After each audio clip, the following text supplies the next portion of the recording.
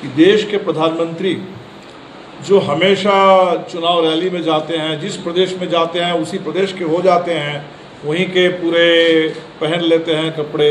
और आज मणिपुर जब 6 हफ्ते से जल रहा है तो प्रधानमंत्री ने एक शब्द अभी तक मणिपुर के बारे में बोला। 355 के तहत केंद्र सरकार ने पूरे पावर्स अपने हाथ में ले लिया है, लेकिन फिर भी स्थिति गंभीर बनी हुई है।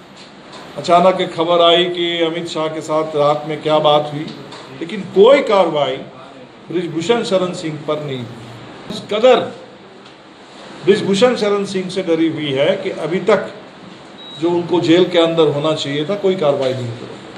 राजधानी पटना में 23 जून को होने वाली विपक्षी दलों की बैठक को लेकर माले महासचिव दीपांकर भट्टाचार्य ने बड़ा बयान दिया है और कहा कि विपक्षी एकता को मजबूत करेगी ये बैठक। आगामी लोकसभा चुनाव 2024 में बीजेपी के खिलाफ मजबूती से चुनाव लड़ेंगे। तो वहीं मणिपुर और उत्तराखंड में हो रही हिंसा को लेकर दीपांकर भट्टाचार्य ने सरकार पर जमकर निशाना साधा और कहा कि सरकार की विफलता के कारण ये हो रहा है। इसके अलावा पहलवानों के साथ हो रहे दुर्व्यवहार पर भी सरकार पर हमला बोला और फेडरेशन के अध्यक्ष बीजेपी सांसद बृजभूषण सिंह की गिरफ्तारी की मांग की।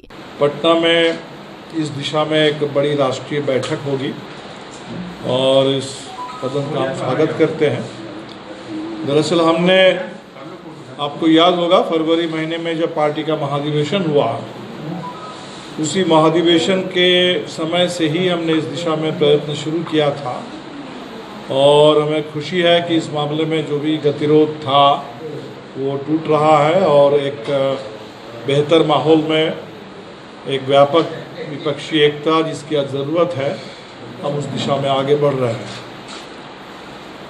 बिहार के बाहर की बात करें, आप देख रहे हैं कि पिछले 6 हफ्ते से मणिपुर जल रहा है, 3 मई से, और ये बिल्कुल समझ में आने लायक बात नहीं है कि देश के प्रधानमंत्री जो हमेशा चुनाव रैली में जाते हैं, जिस प्रदेश में जाते हैं उसी प्रदेश के हो जाते हैं, वहीं के पूरे पहन लेते हैं कपड़े।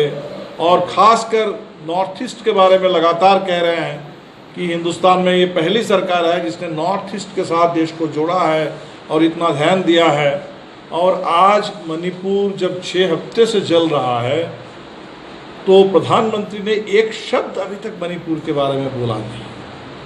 तो बहुत ही गंभीर परिस्थिति है और लग नहीं रहा है कि वहाँ, वैसे तो 355 के तहत केंद्र सरकार ने पूरे पावर्स अपने हाथ में ले लिया है, लेकिन फिर भी स्थिति गंभीर बनी हुई है। इसी तरह हम देख रहे हैं कि उत्तराखंड में आज 15 तारीख है मुद्दा, और अभी तक अचानक एक खबर आई कि अमित शाह के साथ रात में क्या बात हुई, लेकिन कोई कार्रवाई बृजभूषण शरण सिंह पर नहीं हुई। ये बात बिल्कुल समझ में नहीं आती है कि मोदी सरकार, जिसके बारे में कहा जाता है कि देश की सबसे मजबूत सरकार, और वो सरकार एक माफिया सांसद के आगे बिल्कुल लाचार दिख रही है कि या तो सरकार और माफिया सांसद वो एक ही जगह पर है। सरकार ये समझती है कि ये महिलाओं के जो मुद्दे हैं, ये जो पहलवानों की मांग है इंसाफ की, इस मांग का कोई मतलब नहीं है और इसीलिए इसको ठुकराया जाना चाहिए। या तो यही सरकार की समझ है, और नहीं तो सरकार इस कदर बृजभूषण शरण सिंह से डरी हुई है कि अभी तक जो उनको जेल के अंदर होना चाहिए था, कोई कार्रवाई नहीं हुई। तो बिल्कुल सरकार के 2 नारे, एक नारा बेटी बचाओ बेटी पढ़ाओ, वो भी बिल्कुल खोखला दिख रहा है। और उत्तर प्रदेश में जो इनका दावा है कि हम माफिया मुक्त उत्तर प्रदेश बना रहे हैं, किसी अतीक अहमद की